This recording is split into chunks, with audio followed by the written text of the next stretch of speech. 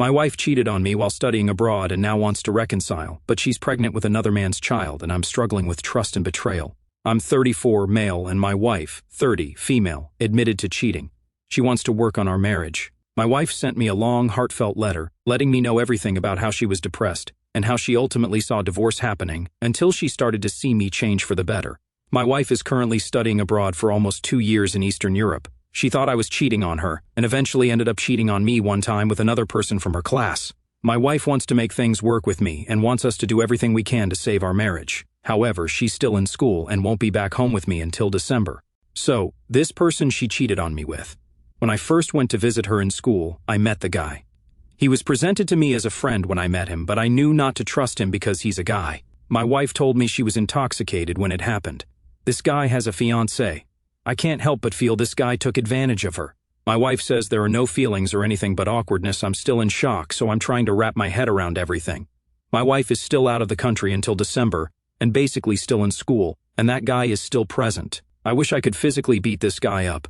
I'm afraid I might do more damage than I may intend to if I get my hands on him because I destroy guys bigger than him in the gym every day. What can I do from here? I feel so powerless. I want to be able to stand my ground while my wife and I are apart. I just feel so uncomfortable knowing he's there too. Update. So, after a couple of days of her telling me she cheated, we were talking about both of us doing what we can to reconcile. She said she's willing to put in all the work, but when she said she will come home to me, she said she will not be alone and is pregnant. She said since April she was home here and said it happened at a hotel she stayed at when she was studying at a review center. I'm only finding out today in November, and the reason why she was scared to tell me is because she was afraid of how I would react. She says she loves me and says it was a big mistake. She wants to keep it and told the affair partner she wants him to have nothing to do with the baby and that it would solely be hers. I don't know what to do. I cannot explain the range of emotions in me right now. Is there a suggested specific therapy I could seek right now? 2 days update. So, my wife, 30, female, cheated on me, 34. She wrote a heartfelt letter to confess to me. We were going through some problems during the pandemic. We were so happy together for 8 years, got married, and she started her program to study abroad for 2 years. I got stuck here in the US working 2 jobs in healthcare. I've had instances where I mishandled arguments, where I yelled at her in public, forever traumatizing her. I promised to work on my emotional reactivity during conflicts, but during our great distance, she had grown withdrawn from me, and it was harder to get through to her. I've had to work so hard to get her to see my changes in behavior, and I stopped smoking, which was one vice of mine that she says sent her over the edge. So, 2 days ago, she wrote the heartfelt letter, which revealed she cheated on me, and she was remorseful for it, and that it happened once I was crushed and didn't know what to do. I was taking my time and thinking of reconciling when I started to talk about repairing the relationship. She dropped the news that she's pregnant and that it's been since April. She wants to come home to me and wants the affair partner to have nothing to do with the child. I was seriously ready to reconcile because I was willing to let her show me that she wanted to work on us. But the heavy news of this pregnancy is hitting differently, and she is looking more remorseful than ever as I talk to her. She's telling me that she wants to reconcile, but I don't know what I'm feeling right now. Is there a specific kind of therapist I can seek at this time? I have the hardest decision to make soon. Edit. I wanted to post the heartfelt letter here to get your opinions about it. My friends have all given me their opinions, but I want to see what you guys think. Names have been changed for obvious reasons. Note, she mentioned someone named Sasha. Sasha is my weed connect. I used food emojis for my Venmo payments to him to make it seem like I was paying back for food. She thought this was someone I was talking to behind her back. We previously had a huge fight about it. My dearest husband. The only way I know how to begin this letter is to tell you how proud and happy I am to know that you're in the process of bettering yourself. I could not ask for anything more than to see my partner and best friend want to be the best version of himself. It's what I've always prayed for and have been so hopeful for all these years, and finally, my prayers are being answered. Please know that, although I know I cannot truly influence these decisions, I've always been there for you day by your side, just weathering the storms with you, trying so hard not to lose hope. Hopefully, we can both look back on these times and let it fuel our love for each other like never before, being so strong that we could truly weather any storm, all while avoiding them together at the same time because we would just be too preoccupied with being happy that we found each other again. Unfortunately, over the years, I've come to realize that I haven't truly known the man I married. The process of waiting and being hopeful of change got me thinking, do I even know the real you? What is my husband like sober? The feeling of being with you for so long yet not knowing who you really are and getting this less than likable version of you struck me to my core. It made me fearful, got me thinking if I would ever get the chance to really know my husband for who he really is and celebrate that person for the rest of my years, or do I just eject myself from the situation in order to keep what's left of me? The beginning of last year is when I started not only to lose my hope for us, but also myself. I began to lose all of me. Started to blame myself for all unfortunate events that would take place in our marriage, your smoking habit, anger issues, yelling, you not wanting transparency and communication in our marriage, you not being mentally present. I know I'm not perfect, but sadly, I can go on, but this was also the time I found out about Sasha. I may know the story now, but at the time all I could picture was my husband with another woman, taking her out to brunch, dinner, etc. In my head, I was thinking, what more are they doing? Are there more Sashas? Since when? Why? Taking this in on top of everything I'm already going through, am I not enough? All my insecurities, depression, and anxiety were at an all-time high. The dream of having a beautiful life with you could no longer be pictured in my head. So, I went on that whole year trying to avoid my problems and fears, which was the main reason for avoiding you, all while trying desperately to keep my head above water. Out of fear, rather than confronting you, I just checked out of our marriage in all aspects. I figured, since you have, I should too. I knew that if it didn't come from within or out of pure will, you would not change. Last year was the toughest year of my life. I am really, truly surprised that I'm still here breathing. To be in such a dark place for so long, which I'm still in, I wouldn't wish it for anybody. The only solution I could find within myself was to permanently detach myself. I was mentally preparing to divorce you, my love. It's even hard to put this into words without breaking down. I have fought for you, for us, for so long.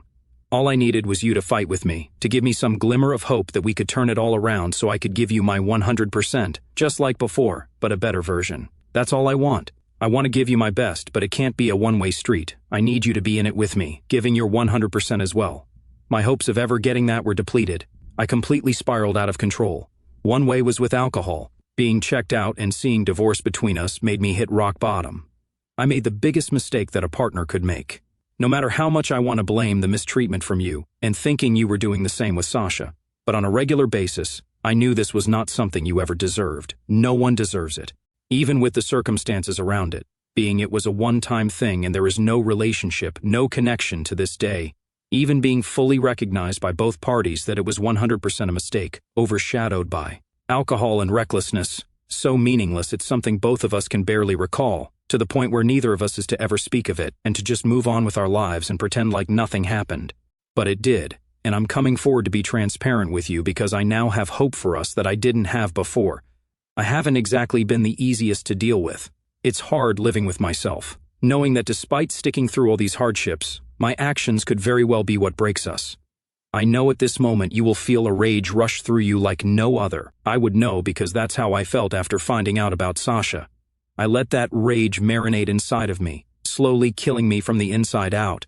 Please find it in yourself to dig deep and recognize that we both have come so far just by the mere fact that we are still here. Neither of us has given up. We are both allowing our love for each other to guide us through these hard times to hopefully come out stronger than ever.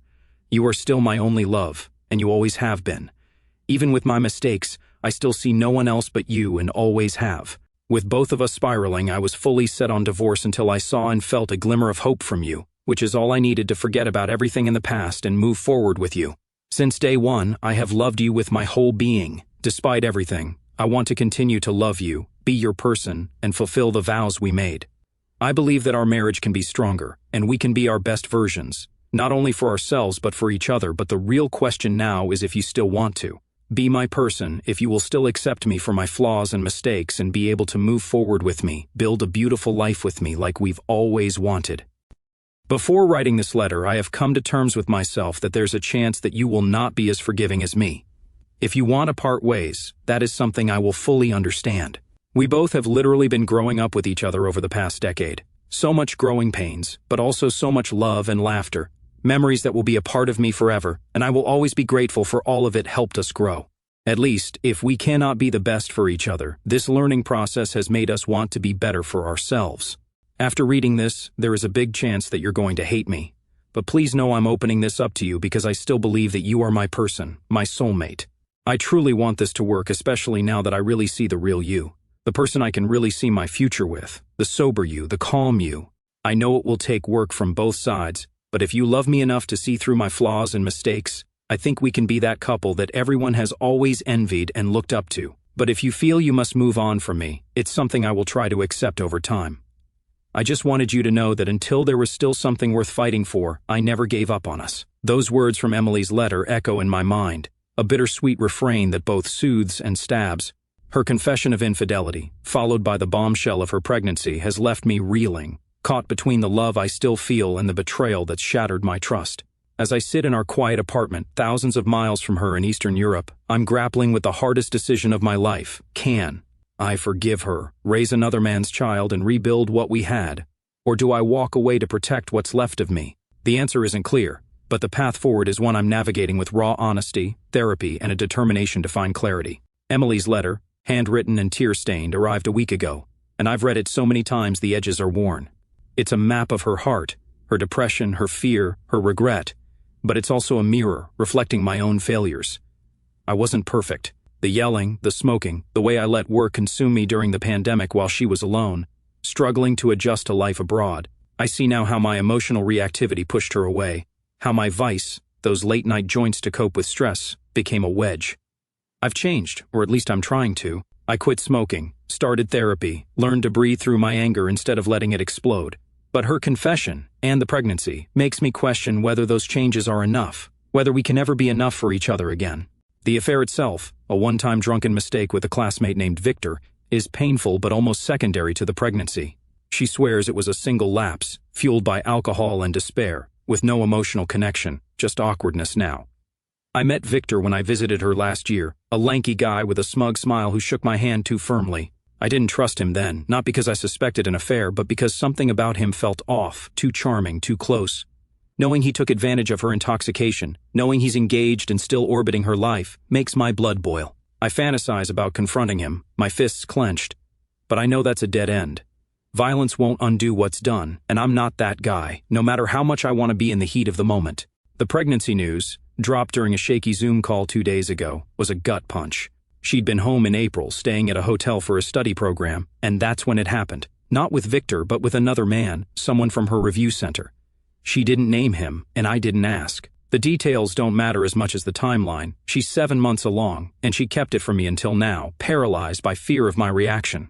She's adamant about keeping the baby, raising it alone if she has to, and cutting the father out completely. "It's mine," she said, her voice breaking. "I want it to be ours."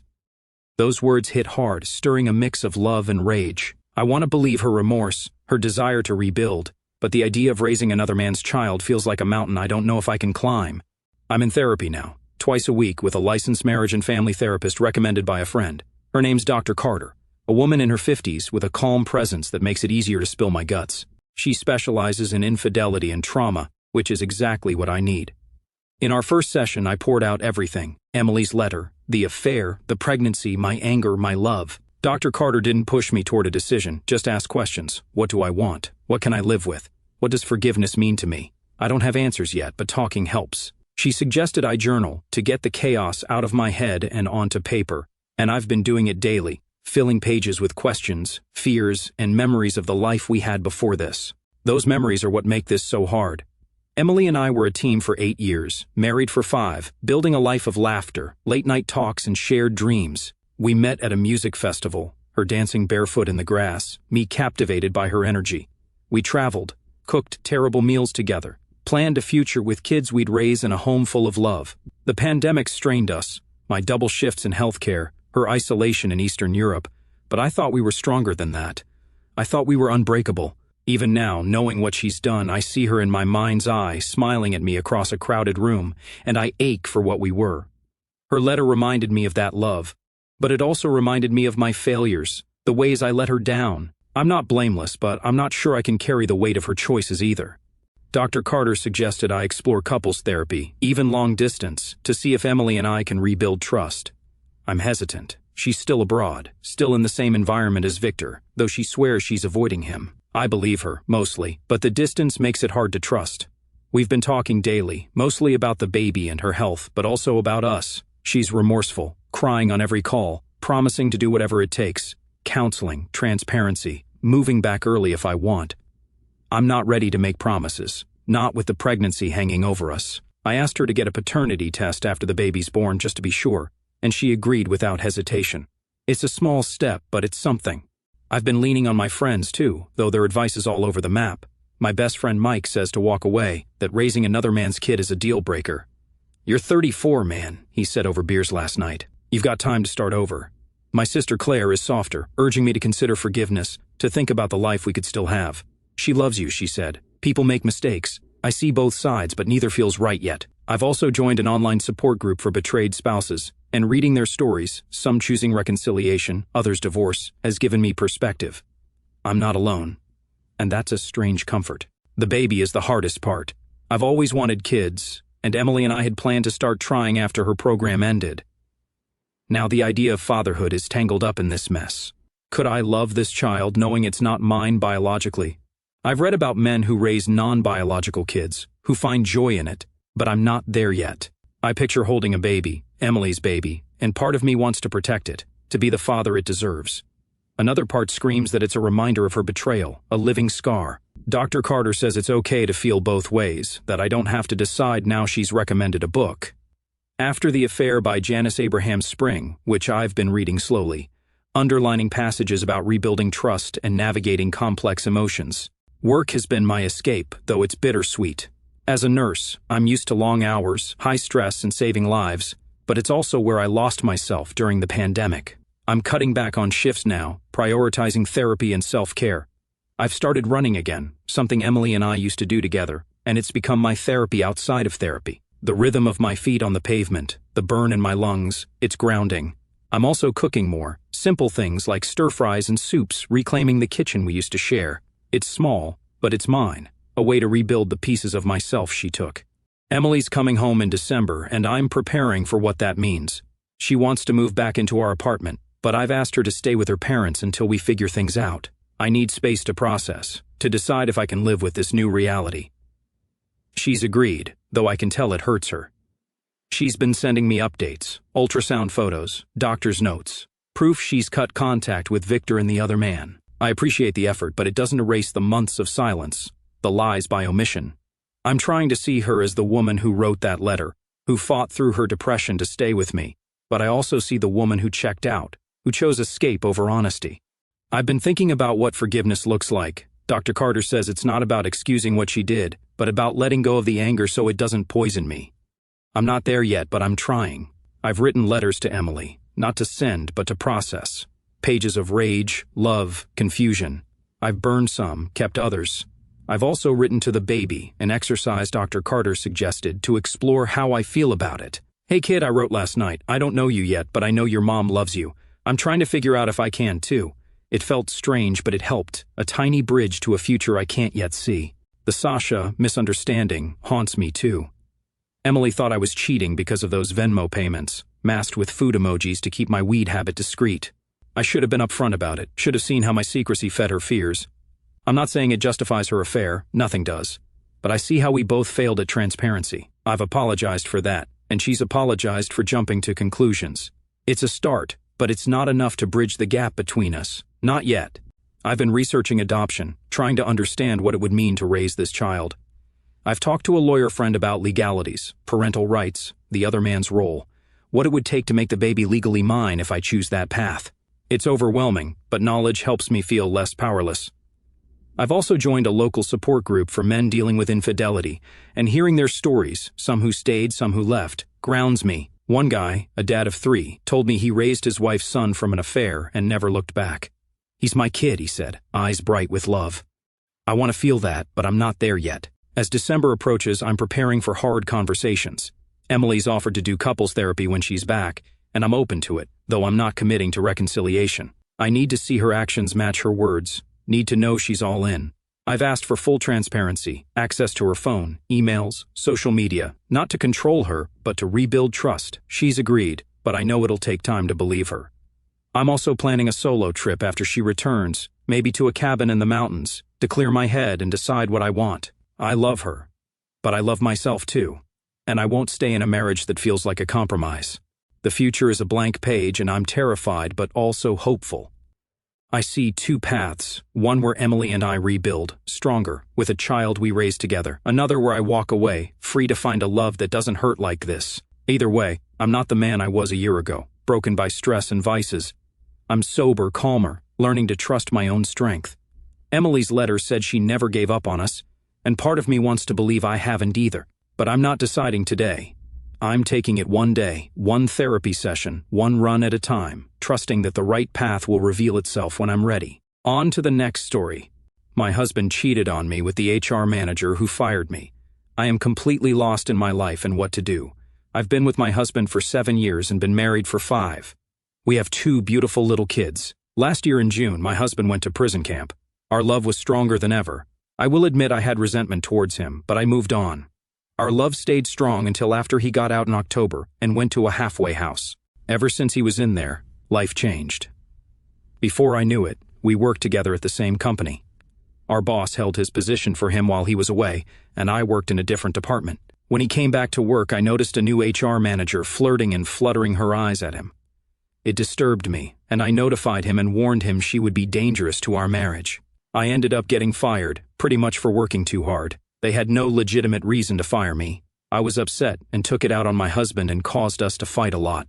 I was overwhelmed from being a single mom for 8 months, to losing my job and being a stay-at-home mom again, and pulling my daughter out of preschool to homeschool. I expressed I didn't want to teach because it was overwhelming for me. One major fight, and he snapped and started cheating on me with the new HR manager for the last 5 weeks. I could feel he was cheating, but he wouldn't admit it and gaslighted me into thinking I was crazy. I got him medicine to calm me down. I caught him on Friday. They were messaging each other on Telegram. He told me he was in love with her and never felt this way before with anyone else. They have made out at work, in our car, at the park, sent nudes to each other, and created a fantasy of being together and what it would look like. He told me when we had sex on Thursdays he was upset because he felt bad for cheating on the woman with me. What the hell? There were a couple of other times we had sex, and he imagined I was her. I'm so disturbed by this, embarrassed and heartbroken. This woman is 7 years older than my husband. He didn't want me telling her husband because it was wrong to split her family, but he wanted to split our family with no problems. I ended up telling her husband, and she completely blocked my husband on everything. However, I don't trust them to be apart because they work a door away from each other. He told me just one look or one phrase, and he would be pulled back into her. He wanted to work things out with me because she told him she hates him and wants nothing to do with him. He openly admitted that he would drop the kids and me to be with her. I refuse for us to be second place. I left today with my kids, but I have no idea what to do with my life. I'm afraid I will go back, and he will never love me like I should. I stayed faithful to him, even while he was in prison, through every embarrassment he put me through, and he does this to me. I'm completely lost, and now my kids are acting out because of this. The words echo in my head as I sit in my sister's guest room, the kids finally asleep after a long, tearful night.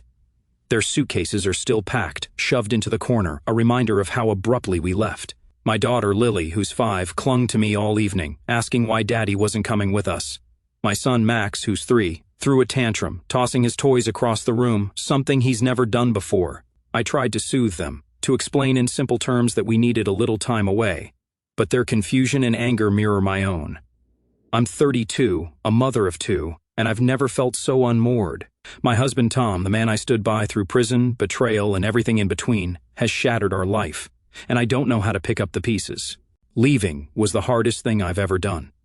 Yesterday morning, after finding those telegram messages, I confronted Tom one last time. His confession, that he was in love with the HR manager, Rachel, that he'd imagined her while we were intimate, felt like a physical blow. I stood there, in our kitchen, the kids playing in the next room, and listened as he described a fantasy life with her, one where our family didn't exist. He said he wanted to work things out with me now that Rachel had blocked him, but his words were hollow.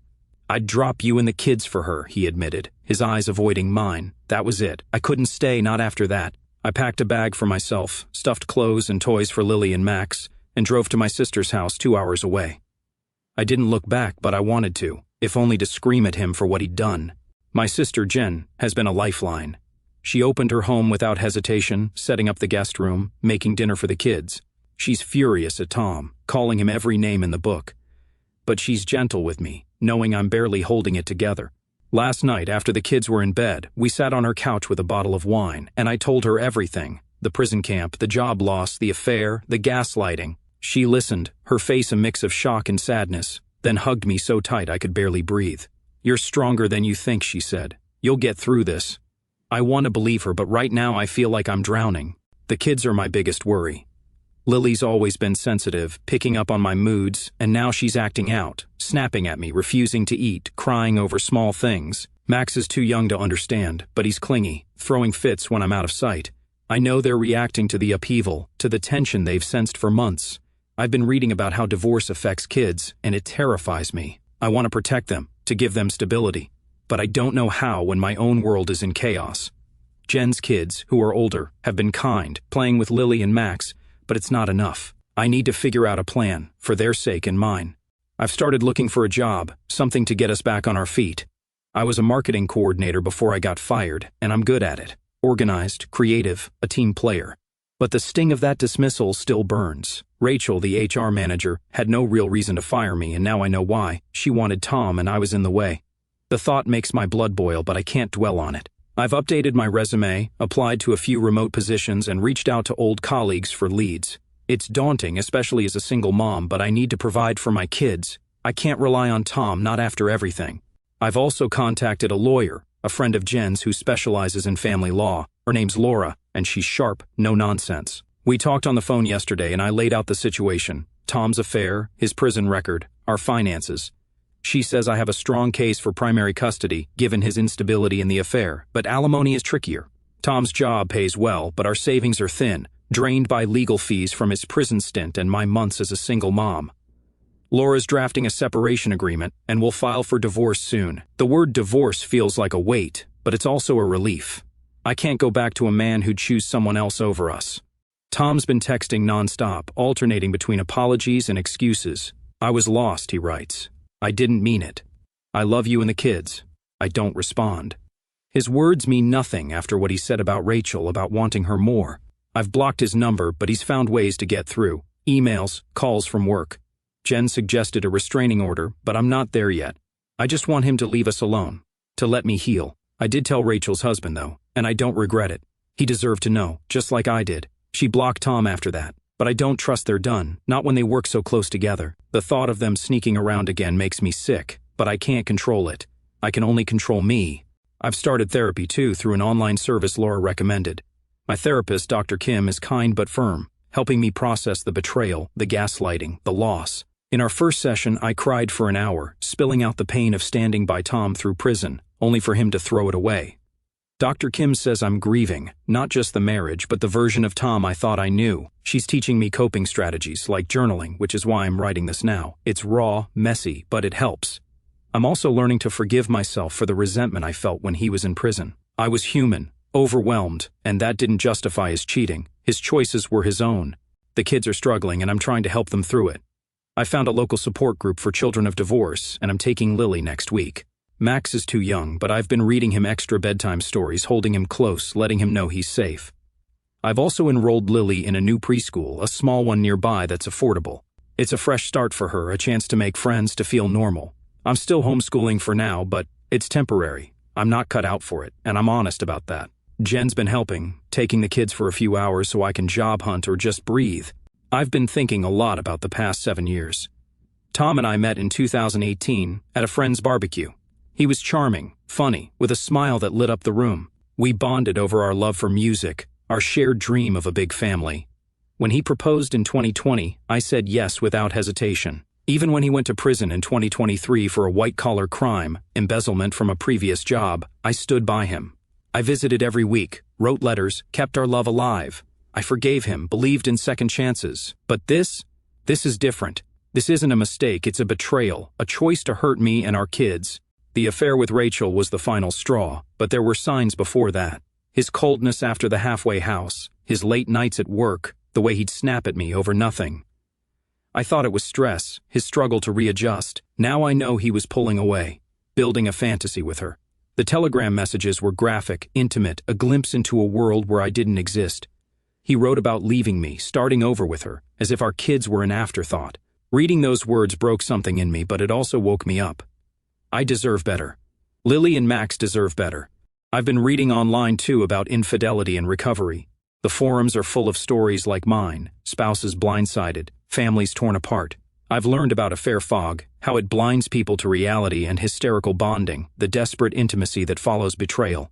We didn't have that, thank God. Our last few times together were tainted by his guilt, his fantasies of her.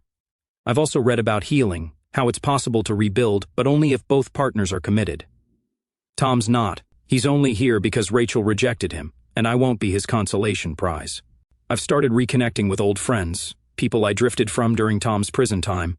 My friend Sarah, who's known me since college, came over last weekend with pizza and a hug. I told her everything, and she didn't judge, just listened. She's been checking in daily, sending funny memes to make me smile. Another friend, Mike, offered to help with job leads. He works in marketing too and knows people in the industry. It's humbling, realizing I'm not alone, that I have a support system I'd forgotten about. I've also been thinking about my future, what I want it to look like. I want to be a good mom, to give Lily and Max a stable, happy home. I want to rebuild my career, maybe start my own freelance business someday. I want to find love again, eventually, with someone who chooses me every day.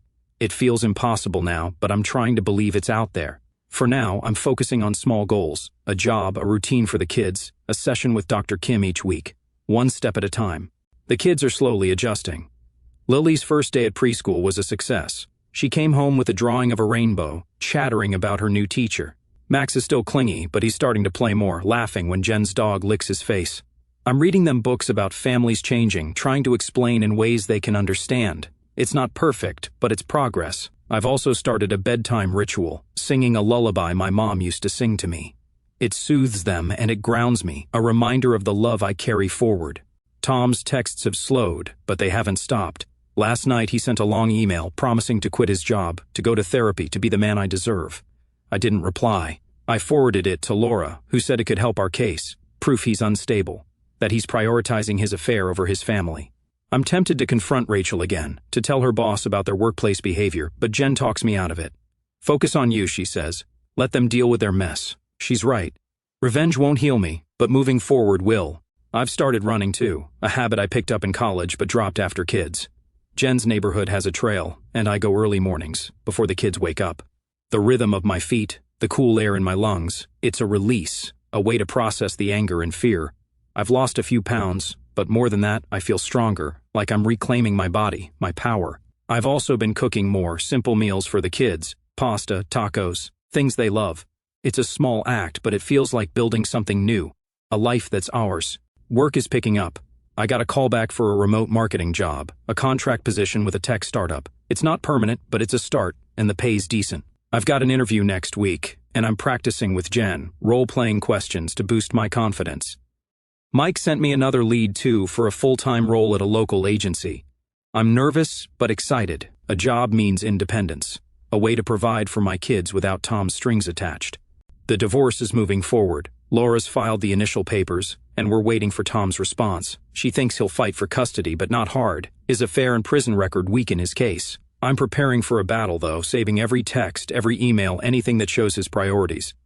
I've also started a savings account for the kids, putting away what little I can. I want them to have options, to know their mom fought for them. I've been reflecting on my own strength, too. Standing by Tom through prison took guts, resilience I didn't know I had. I forgave him, rebuilt our life, only for him to betray me. But that strength is still in me, and I'm using it now, to leave, to heal, to start over. Dr. Kim says I'm rediscovering my identity, the woman I was before Tom, before kids, before pain.